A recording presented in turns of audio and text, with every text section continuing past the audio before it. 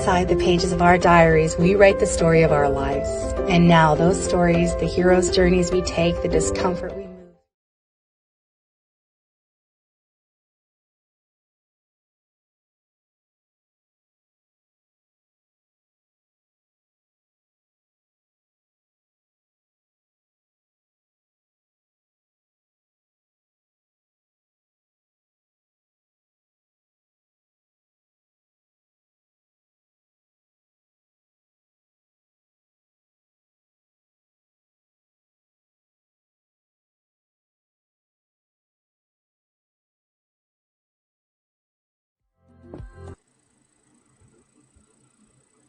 We're live. Good morning. Hi, Mandy. So we have, for everyone who doesn't know us, we have two members sitting here from the Mind Rebel Academy faculty. It's really nice to be with you here this morning, Mandy. Yeah, it is so nice. Michelle and I were just saying that for everything that her and I talk a lot on our walkie-talkie app, Voxer, and we talk a lot about the stuff that we're going to talk about today. And I said, we're essentially just going to be taking our private conversation from Voxer into the Mind Rebel group, into the world, to talk about some of the things that fill up our Voxer on a weekly basis. So just before we went live, speaking of that, our private conversation, just before we went live, you said to me something, correct me, but something along the lines of, I need to honor myself. So, I don't know, did I need to honor myself so bad during this period? Correct exactly what you said and tell me what you mean by that. Yeah. So I guess earmuffs, if there's anyone around you that has little ears. But I said, this is what I put in my journal. What do I need to do to honor the hell out of myself during this period? Like, that was what I wrote in my journal whenever I was on day 1 of my period a couple of days ago. Like, that was my entry point, because I just was feeling like, what do I need to do to just go to that place of the most honoring? And so it came up with a little bit of a a little intensity there, but that's what I felt whenever I was writing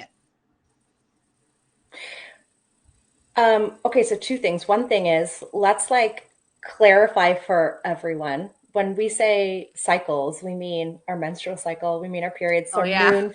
our moon cycle. That's what we mean. Although I think an argument can be made that everything we're talking about, cycles, could be applied to greater cycles as well. But that's what we mean by cycle. So, okay, Mandy, what was the truth of what you needed to honor the hell out of yourself during this period, this cycle, this bleed? This bleed. Yeah. Yeah. And you know what? I think we take for granted, because we do talk about this with such fluidity inside the Mind Rebel Academy. And if you're hopping on or you're listening to this and you're like, oh, we're talking about periods right now. We're right into it. We're talking about bleeding. We're talking about periods. We're talking, yep, we're here. And this is what we do. And this is something that I deeply value so many things about the professional context for which we're in at the Mind Rebel Academy. But like, the fact that I can identify to you and Taryn and Ash and Kaylee and Dawn, everybody who's in the MRA with us, everybody, I can tell you when my period is coming, what's coming up for me. I can tell you whenever I am inside my internal spring and internal fall, and when the winter is coming. I can freely speak about that inside of our world. It makes me so me, like the truest expression of me, to be able to talk about it in all areas of my life, not just like by myself inside my journal, but like with the other humans that are walking alongside me. So I just wanted to like caveat that before. Yeah. Yeah. Um, but yeah, the answer to that question, like, and again, this was inside of Voxer. It was like, tomorrow is it like that. Whenever I wrote this, I acknowledged that it was like after a week of just a lot. There were so many things going on. So much was going on leading up to my cycle that I just felt like I couldn't do it anymore. Like I had to rest. I had to rest. The winter, like my internal fall was too busy for what I know my cycle needed. Like my cycle knows that the week leading up to my period, which I fondly refer to my internal fall, needs to be a lot less than what I was trying to cram into it. And so when I got to that day one of my period and I wrote that question down, I was like, day 1 and 2 of my period are going to be nothing but just in the most amount of flow. There's not going to be any thought about what do I have to do. The only thing, like deeply honoring the hell out of my cycle, this cycle meant, like, honestly, next best step. Like, what do I have to do now? Okay, I'm sleeping. I just opened my eyes, but I'm still tired. I'm going to close them again. Like it started with that. And I woke up, I'm like, I'm feeling thirsty. Okay, I'm going to go I'm going to go get a water. And it was like, I took it all back. I skimmed back everything else that I needed to do. And it was like, what feels the best to me right now? What's my body asking for? I'm going to just listen, and then I'm going to respond. Okay, so you know what I'm hearing in that is like two things. One thing is this need and this knowing to be out of your mind and just in your body. Yes. And also with like, I guess this kind of comes along with being in your body, but like this real need to be in the present moment and just like one step at a time, not a couple steps ahead. Mm-hmm. Mm-hmm. It's funny because that's my like, I feel like that right there would be, if I could live from that state all the time, I'd be the most powerful, magical version of me. It doesn't matter what phase of my cycle I'm in. If I could just live in my body in the present moment, like I would be unstoppable. Like all the answers of the universe exist in there. Oh, yeah. Why does it take like an answer that's just for you? Why does it take being like pushed to the brink where you have absolutely nothing left in order to like make that choice to go into it there? Yeah. Why is it? Why is that? When they say, like, when you know better, you do better, but we still don't, you Mm-hmm. know? Yeah. Like, and it's such a brilliant question. And like anybody who's watching this back, like, why do we do that to ourselves? What is it like? How is it serving us? Because we know what's on the other side of it. Yeah.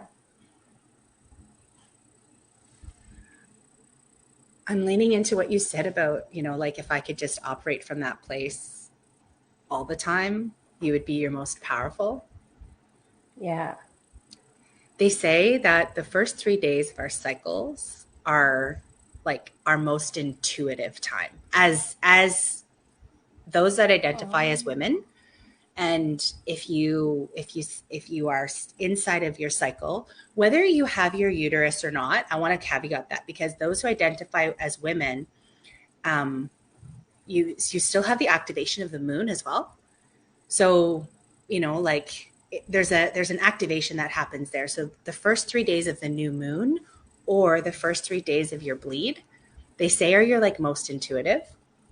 So I just found it interesting because, like, for me, it was so easy during those first 3 days to just be in that state. And I did feel powerful. I felt like I was the chooser of my destiny. Mm. It really, and so whenever you said that, like, I feel the most powerful, of course. When Yeah. we feel like we can choose what our next step is, and it's not chosen for us, and it's not, like we don't let society pressure us into thinking we need to do this or this or that, and we can anchor into our power, which for me has always been my bleed. It's always been my period. I feel like I'm the most unstoppable I can be whenever I'm I'm on my period, because it's like, I don't know, it just feels like this, like, I'm creating something, even though it didn't result in a human. My uterus is like birthing something else. Mm. I digress, but I don't know if this is a real word or not, but it just like when you were talking, I got this word like um, you're a creatrix. Is that a real word? yeah, Creatrix? If it's I've not, heard it. it is? I've heard it, Okay. and yeah, I've heard it. I don't know if it's a real word, but I've heard people use it, so we shall use it here. Okay. Okay. It's like there is something about your bleed that like so physically, tangibly, viscerally reminds me also like I'm a creatrix. Like children have come through this body. Yeah. And like also I'm creating my life. Yes. Mm. Yes. You gave me like a reframe that I really liked because when I asked you the question, why does it take being like, I don't know, like depleted and pushed to the edge before we step into living that way? I was almost thinking about it. I guess the way I phrased my question kind of gives you a hint of like how I was thinking about it, like almost like we're doing something wrong and only then we remember because we were like pushed by the universe to like surrender and listen. But I love your reframe of maybe it's like the magical, like maybe it's just our intuition calls to us then, and maybe it's like able to call more loudly to us then. I really like that. So it's like we have almost like when they say like the veil is lifted between us and some other world in different moments. It's like some veil is lifted Yeah. during that part of our cycle, and we can hear the voice of intuition, the voice of the universe more clearly. Mm-hmm. And it's like calling to us. So we like sit up and show up Yeah. in that moment for ourselves. I really like that reframe. Yeah. Yeah. Whenever you said that, like the sit up and show up, it's like, we talk about this in the Mind Rebel Academy about trusting the whispers. I love the first 3 days of my cycle because I'm like, what, what do you have to say to me? The whispers aren't so whispery on those first 3 days of my cycle. They're not. They're very loud. They're very loud. Yeah. They're very clear. The pages of my journal get filled up on those first 3 days because I see it. I see it so clearly. Like you said, that veil kind of gets like lifted. Yeah. I'm in that creative energy. I'm in that creatrix. I see that. I think Taryn put like a creatrix is a female who brings forth or produces a mother, a female founder, a Thoris, creatrix. I've never heard that word before. A Thoris. I love it. I see. Okay. So, yeah, I'm I'm loving that. Oh, authoress. Is that right? Authoress. Authoress? That Like you produces a author mother your female. life? Authoress. Thank you. Yeah. I love it. I I love love this it. word.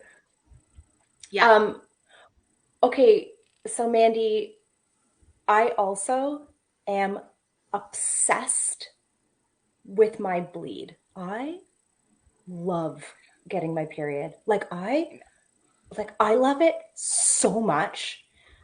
It's taken me a while to get here. Like I remember being young and being like, oh God, if I could just like get rid of these cycles and like never have them again, I'd be really, really happy. And there's like a lot that happened along the way. Like, what about you? Did you, Mm. what was your relationship? Because you also now are like, oh, I'm powerful, I'm magical, and my bleed. You are fully embracing it. Yeah. What Oh, happened I along the love way to it. get there? I love that you like talk about it like this. I love like I cannot stress enough for anybody who's like a butterfly on the wall listening to this conversation, how like tingly I get when another woman is like, I love my period. It makes me so happy. Like Mm. from the deepest parts of me. Because I know the journey it took for me to get to that belief system about this monthly occurrence. It's not like an every so often thing, ladies. This is monthly for the next, Mhm. I don't know, at this point, maybe another 20, 30 years, who knows? But I started in this game when I was 9. I was one of those Mm. early bloomers, as they call as they call them. Mhm. And so I had this like, I don't think of uncommon experience from what I've heard from, I think I've probably spoken to hundreds of women now about this cycle thing. Like those teenage years, if you go to a Mm. doctor about any kind of pain in your tummy for cramps, you're getting put on birth control, right? Mm. So I had that story. I had the story around being on birth control for my entire teenage years. And like it created this like angst around it and like the minute I found that one that you could go off where you only got your period 4 times a year, again, young, impressionable child, right? At the Mm. end of the day, I'm like this 16-year-old who doesn't want to have her period. Of course not. Why would I want to have my period? So like fill me up with all the hormones to make it stop, to make my natural body thing stop. Yeah. And so I preface the answer to this question by saying like I have like some real pain associated with my formative years around my cycle, and nobody telling me what it was about and what it meant. So that's why anytime a young woman gets their period, oh, I don't know. Like I am like, your kid got her period. Do you want me to come over? Come over. I'll come over. Let me be there with you while you know celebrate this. I'll bring flowers. I'll bring everything. We will make it what it deserves to be, which is the Mm. beginning of a life full of authority and power and like just the most like, you know, creatrix and that energy. That's what it means whenever we come into this. So I say that's what happened to me. And so as I got older and I started like asking myself the questions and going deeper and being in deeper reflection with myself, I started realizing, hey, wait a second here. This like monthly thing that happens to me happens to every woman with a Mm. uterus. There's got to be more resources out there than like a male doctor putting me on birth control when I'm, 12 years old. Yeah. So I started pulling it all in, getting as much information as I could get. I took hormone programs. I started understanding the cycle. I started understanding what its purpose was. Even that, like even the biological experience of understanding what happens to our hormones. I didn't know that until I was 30. Mm. Until I was trying to conceive a baby when I started like piecing together. How does this happen? By the way, like what what needs to happen in order for a baby to get in there? Like I didn't actually know the answer to that. So Mm. it was like a it was like flower petal after flower petal after flower petal discovering about the magic that existed inside of me just because I was. Mm-hmm. I didn't have to do anything. Mm. It's just because I was. So I started like seeing it that way. Yeah. What about you? First, can I just say, Mandy, like this whole time you were talking, just like, okay, one, you're just like saying things that I think are, you're talking about a deep healing that like so draws me in, like this universal, like feminine healing around something that I think is so important. And also by like the energy flowing through you, it can just like, I feel how important it is to you. It's like you light up when you are describing this, like this healing and these experiences and this perspective. Yeah. I can't see who it is. It just says Facebook user over here, but someone said, "Wow, I love this. It's interesting how society sees it as something wrong, like a weakness." And it's that was so true for me, but not like consciously. I I think that statement's true because it's how like I felt like I had to hide. It's like, okay, I'm a woman. Like, okay, let's say like I was a girl and then I became a woman and like throughout for a long time, probably until my children were born, subconsciously that's how I felt. And I felt like I had to hide the fact that I had cycles, which is so illogical, which is how you know it's like some like messed up weird belief embedded in you, right? Doesn't like actually Yeah. make sense. No Yeah. one, I'm not fooling anyone. Like I am a woman, I have cycles, but I felt like I had to hide it almost from day one. I didn't tell my mom right away. I just was like, oh God, like, it's like, get pads out of the cupboard. And like, oh God, I was like terrified to even, it felt shameful. It felt shameful that I got a period and that like I was a woman, not consciously. I wouldn't have ever said that. And I would have said, oh, it's Maida who said that. Hi, Maida. I'm so Hi, glad you're watching. Meta. Um, so there's this like element of like, I need to like hide this shameful thing about me. And that it continued on for a long time. Like in romantic relationships, like, oh God, like this, like I need to hide this reality from these men.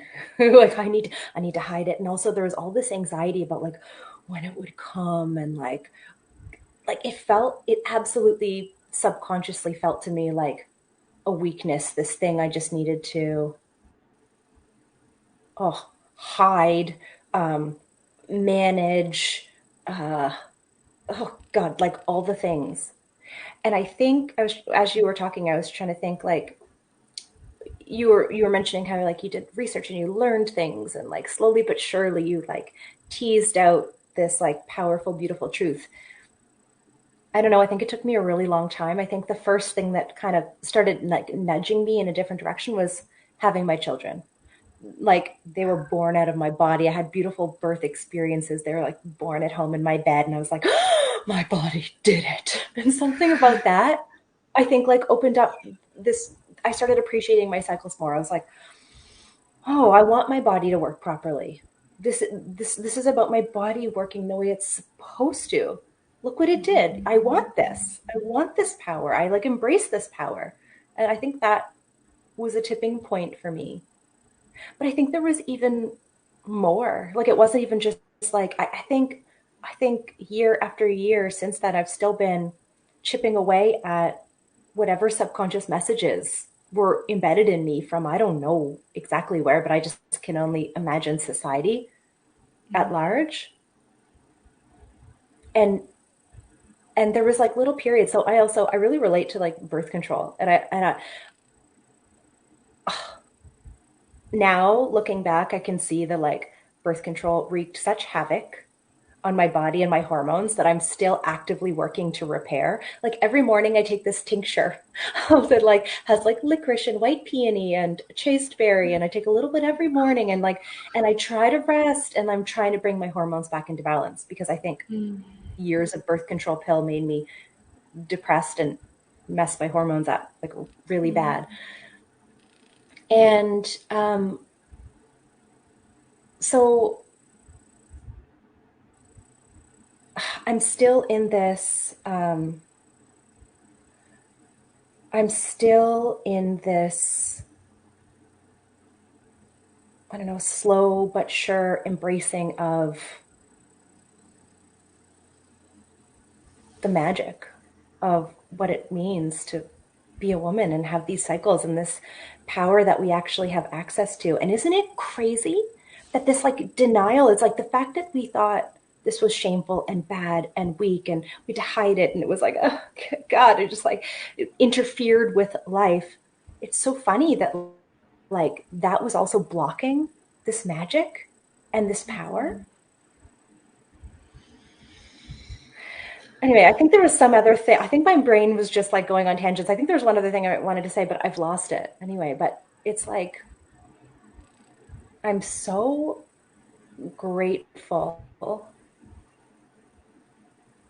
for where I am now and for these conversations. Yeah. Because even just what you just like, just the beginning of this conversation with you reframing for me, actually, it's like your intuition calling you in that time. It's like, I feel like I'm still peeling back layers of how powerful it is and wonderful and magical it is to be like this cyclical being. Yes. You said the word magical quite a few times there. And As I don't do. I don't think anybody would accuse either one of us of not actually embracing the magic that is around us. We are we like to use that word, you and I. It may not resonate with everybody, though I do feel that what you've said is a little bit magical. Like how you've come to understand this power that lives inside of you, and that you've like the intentionality you've had around healing yourself to step into it. Like even in that tincture every single morning, you're drinking that, even though I don't know if like chase tree berry is not exactly the most appetizing if anybody's ever had to drink it. It's not exactly like, this is great.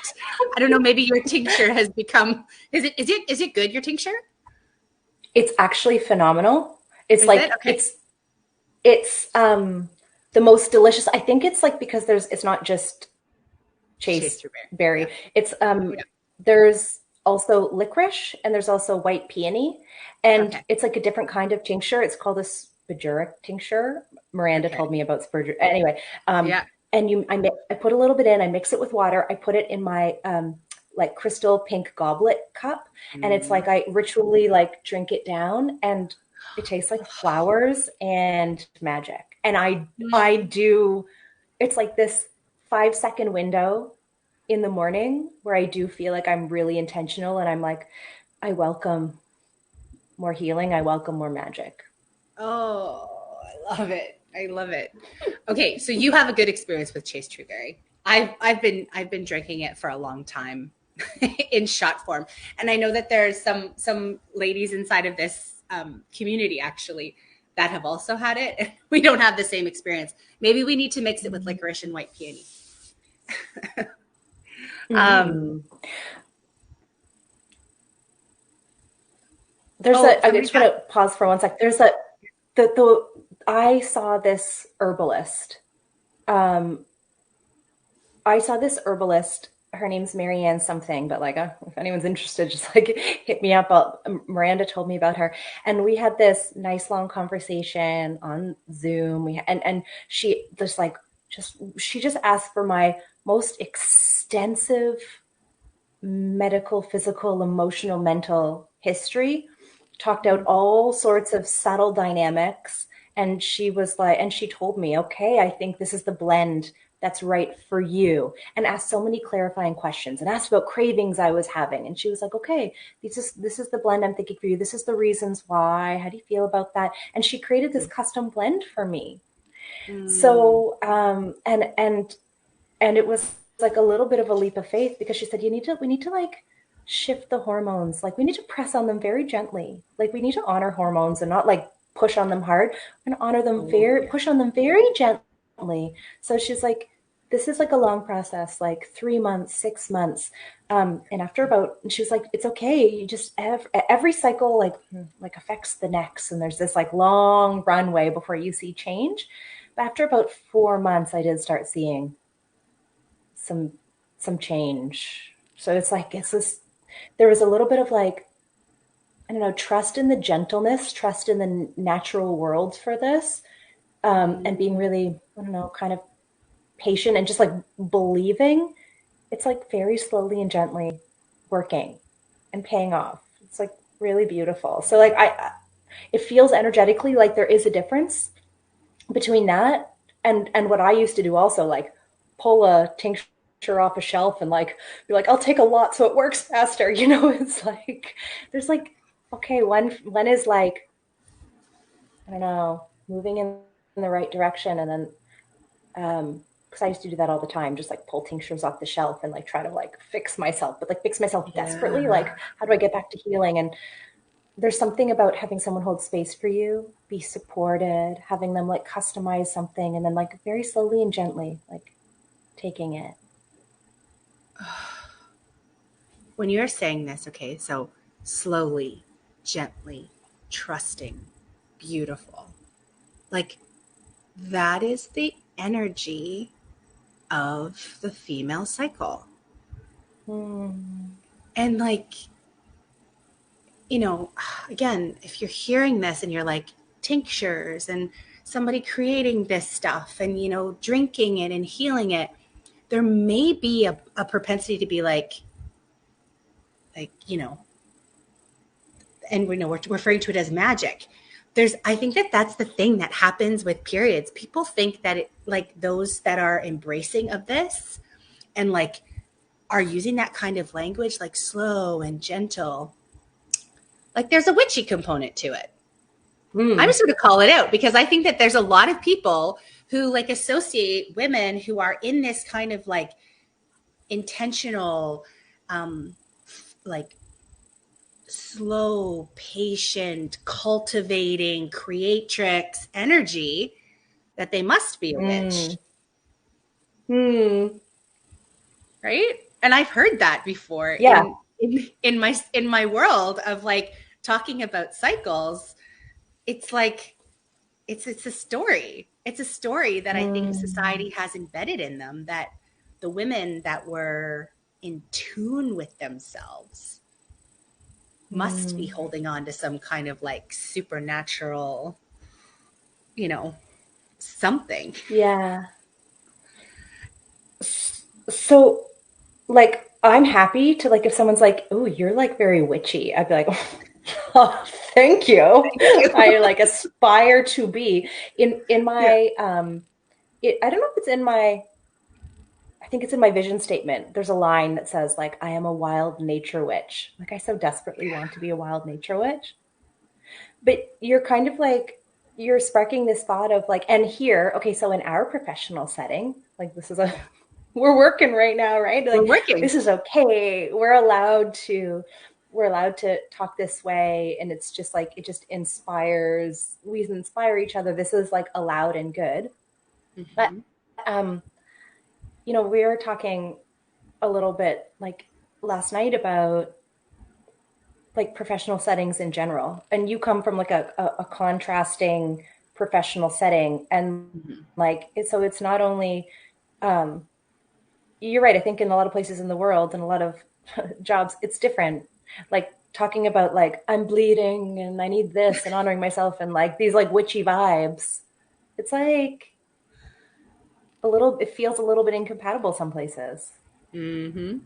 What's your, you know, so like what's your experience in those places? Mandy works for the government also. So like what?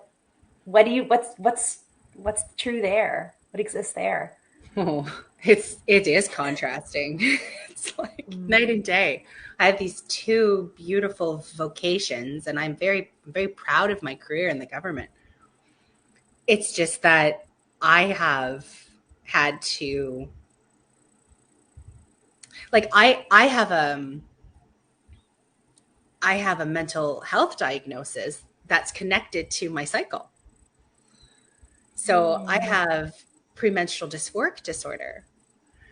And so I have had to actually frame my work around understanding cycles in the mental health space. So I can communicate that a little easier in this frame, in this space, to say there's a few days in my month where I am not able to offer you consistency, focus, drive, determination. Like, I'm not able to offer that. I'm not able to offer that because my hormones, I don't have enough progesterone. Because I don't have enough progesterone, I don't have enough serotonin. And I see the world very differently during those days. If I didn't have a uterus, that wouldn't be a thing.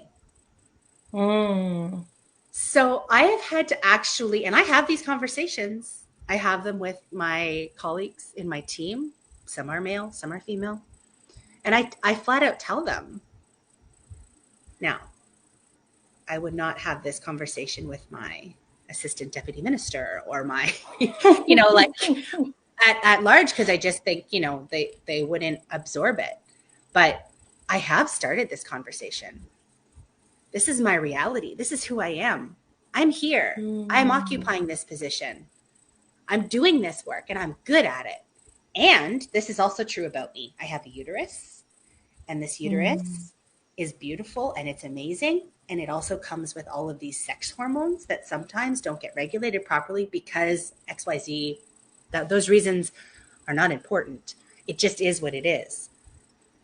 So when I talk about like this at work, at my other job, it's like I still am making the conscious decision to tell my manager I'm in my hard days. That's how I refer to them.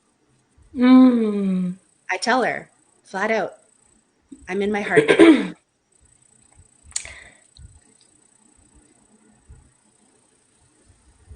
How have you been received by your coworkers and organization? Again, such a contrast from inside of the Mind Rebel Academy. I just feel so like lovingly like held and like I've used this word before, right? In the Mind Rebel Academy, I feel like I belong exactly as I am, for the uterus I have, for the heart I have, for the soul I have. At work, I feel like I have to fit in. So that's the contrast that I deal with. And again, can't tell you how many pages are filled up with that contrast that I have to walk in, because as you can tell, the cycle is so important to me. So like when you ask me like how has it been received, my manager, who's been my manager for 2 years, she consistently hears me talk about my cycles, and I talk about the moon all the time. So It's like I've primed my whole team. They know when Mercury retrograde is going to happen. They know when the full moon is happening because I talk like that. I use that language. I use the moon actually to inform them about cyclical nature. And that's how I reach them. I use the moon. And I talk about the seasons a lot and how the seasons mirror the feminine cycle. And I know that there was a question in here about that. So just like very, very quickly. Yeah. We have 4 cycles as bleeding women. Our phase 1 cycle is our bleed. And again, depending on how many days a month that you bleed, you're going to break this up. So some people have a 23-day cycle, some people have a 33-day cycle. However many, you just break it up, you divide it by 4. So that first phase, this first however many days is your phase 1, and that mirrors winter. And that's the energy of winter: hibernation, quiet, still, calm.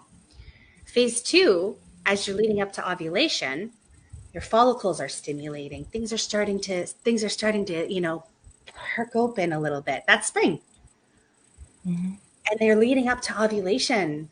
And that is like the pinnacle of like the longest day of summer, or like, that summer solstice, that, the egg comes down into your uterus, and it's like spring, summer, that possibility. Everything's possible. We can do it all. And that's also like really challenging time too for some people, because like lots get bubbled up during ovulation. And we talked about this last night. And then the third phase, you ovulate, and then you do this. If you saw like what your hormones do, it's like a roller coaster. You're up, you're up. Oh, everything's so great, not so great. Because your hormones drop off. And if you have issues with your progesterone, for example, like I have, that's what makes that luteal phase so challenging for many. Whenever you enter into the internal fall, and like so summer, it kind of like tippers off. So you have your summer, and then you enter into your internal fall, which is your phase 4. And a lot of the times people, again, like I use this example often. You try to avoid having the trees, like the leaves fall off the trees. You cannot stop the leaves from falling off the trees in nature. You can't stop it. It's going to happen. They're going to turn color. They're going to change color, and they're going to fall off the branches. So in that period of time, if you try to keep the leaves on your branches and you stop yourself from changing colors, you will experience epic nature issues, because you're pushing against the natural rhythm of the cycle. So I also, Mandy, can you describe what that looks like? So what would that metaphor look like in real life if you were trying to like hold the leaves on the trees and not let them fall as they naturally want to do in nature? Like, what do you mean by that? And like, what would it look like in your life if you were trying to do that? Oh, great question. Okay, so let's imagine you're a branch, okay? And you want to keep all your leaves on. You might be able to start holding on to one leaf here. Okay, no, I'm not going to let that one go. I'm not going to let that one go. I'm going to try to keep blooming here. Or maybe you start like, no, this one's starting to change to like an orange color, and you like fill it in with green. And like you're putting in all this energy to keep the leaves green, to keep the leaves from falling off. And eventually your branch, which has like hundreds of leaves on it, you cannot hold it all together. You can't keep changing your leaves back to green, or hoping that you can hold every single leaf on your branch. Naturally, they want to fall off. They want to experience their season. And so I really feel so deeply about that week before your cycle, that you honor that natural feeling of rest that's coming. And that natural feeling that comes in when you're about to bleed, you have nothing left in your hormonal system. It's like you're at the bottom. There's no estrogen. I mean, maybe there's a little bit, but like you're so depleted of all of your hormones. They're resting. They want to rest. And we need those hormones to do things. So if we rest when we're supposed to rest and honor our seasons, it's no different than if you in the fall, if you plant some beautiful tulip bulbs, plant them, let them sit, cover them with soil, put a little 10-10-10 fertilizer on them, let them rest. Maybe even cover them with with a grate, because, you know, the squirrels could try to dig them up. Do whatever you have to do to protect those tulip bulbs. Let them rest and let them root in the winter. And then in the spring, you get a beautiful tulip. Yeah.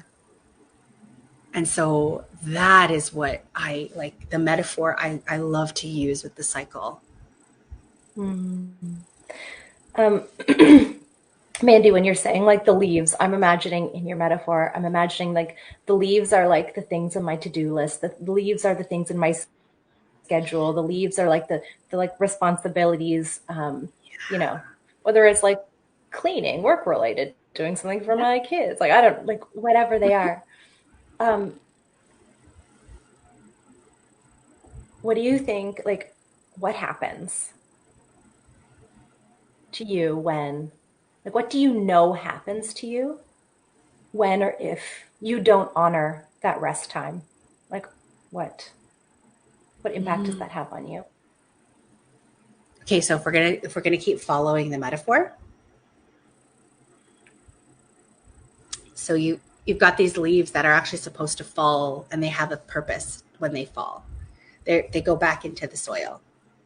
They fertilize the soil. Okay, so in like tangible experiences, and I know, and this is what I said about this last internal fall for me. I didn't rest enough. I didn't honor. I didn't lean in to the slowness and the fall that was required of me. When that happens, I'm always mindful of what's going to happen now. Okay, so right now I'm leading up to ovulation. I am very aware that I'm not experiencing the same climb as I normally do. Usually I'm like, phase 2, here I come. My internal fall, my phase 4 was too full, too many things, too overwhelmed. And as a result of that, I think my estrogen has been impacted. But further still, like I think that there's like an element of that. For the last couple of months, I've not been really paying attention to that fall, that my internal fall, or that phase 4, as much as I know in the past when I do, I get such a beautiful spring out of it.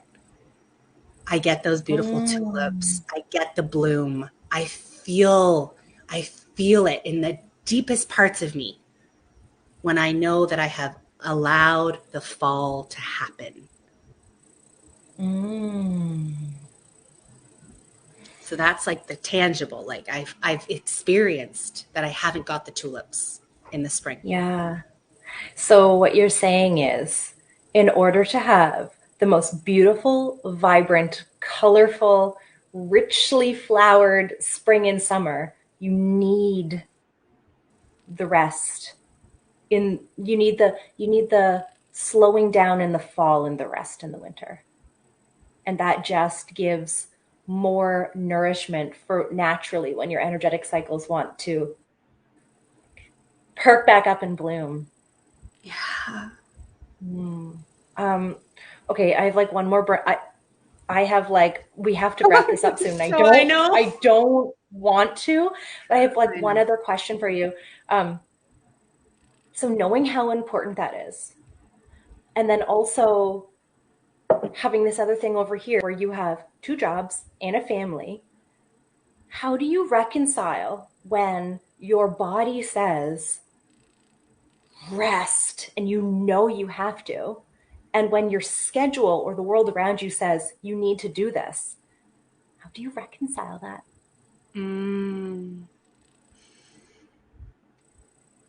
So you remember how at the beginning of this conversation I was saying, you know, like, how do I honor the hell out of this period? Yeah. I anchor that. I anchor into that actually whenever I'm very intentional about my cycle. So that question actually formed for me, like, how am I going to honor the hell out of myself for the next few months as we're inside of summer. We're inside of the season of summer too, right? So there's like Mother Nature's given us some energy. She's and this is so true. The sun is shining, the warm, the green leaves. So I'm getting energy from Mother Nature.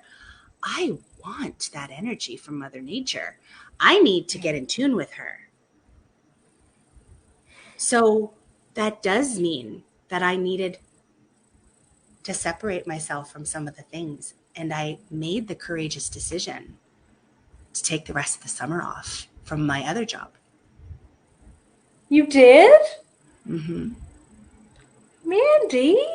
Oh. And guys, that is not an easy decision to make.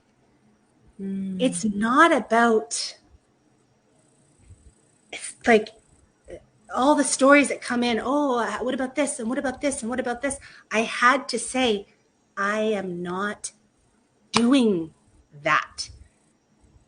Because, my work with the MRA, my coaching practice, my connection with my children, my, the life that we live here out in the country and all the things that we're doing out here, I want to be pulling from that version of me.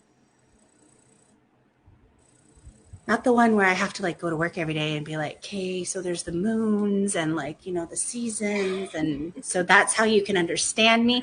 I just, you know what I mean? I'm in such a cyclical experience that, you've really brought something up to the surface here. It was okay, what needs to shed?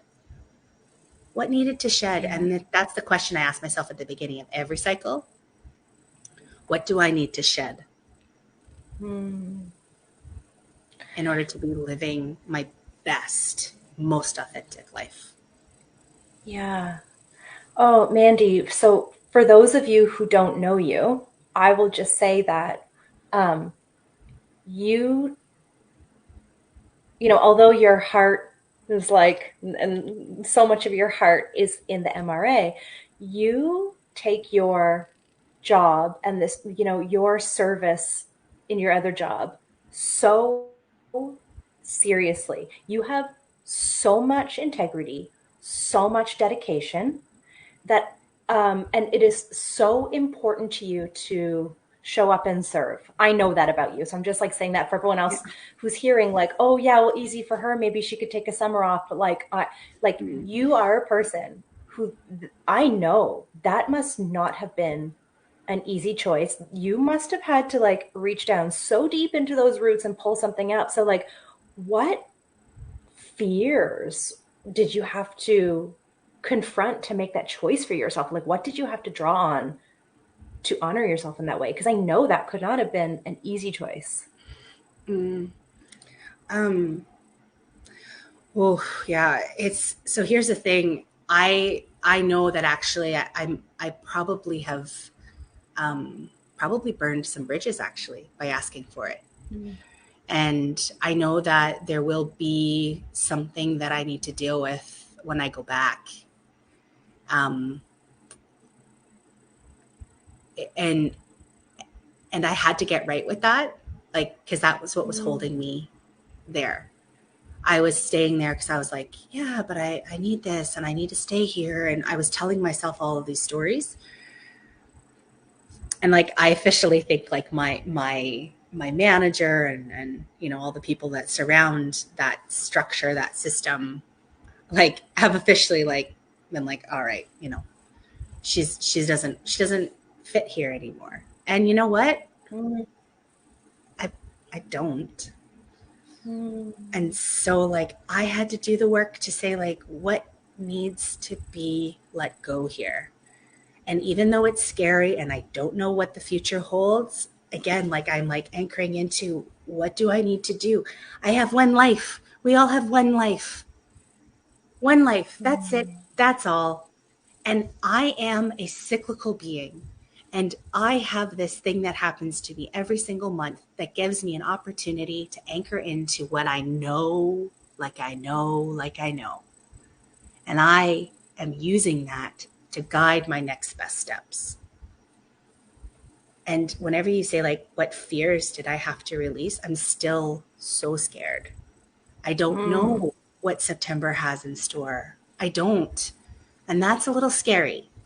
But I have to bring myself back and realize that I'm actually not equipped to deal with that fear right now because I'm not blooming like I need to be blooming.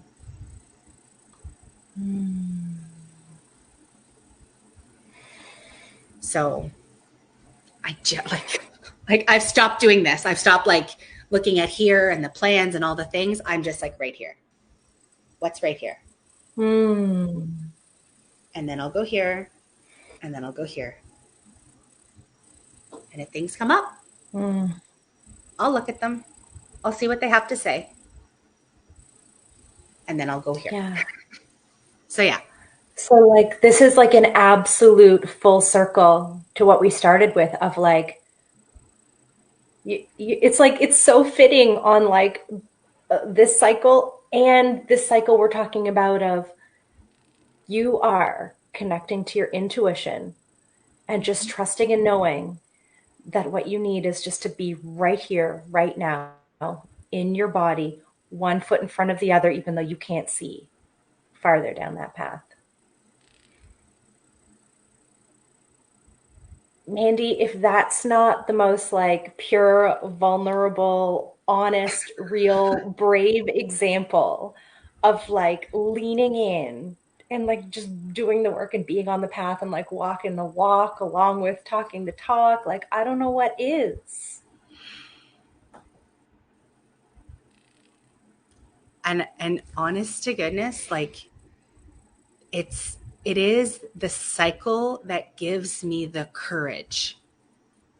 And that's why I called this Cherished Cycles, because it's like I cherish the fact that I have intuition.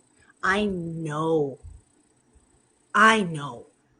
what my next best steps have to be. I have to listen. Because nobody else is going to make them for me. So I just like, I'm like, that's, whenever we go back to like this, like loving the bleed. Oh, what does the bleed have to tell me? What are you going to tell me?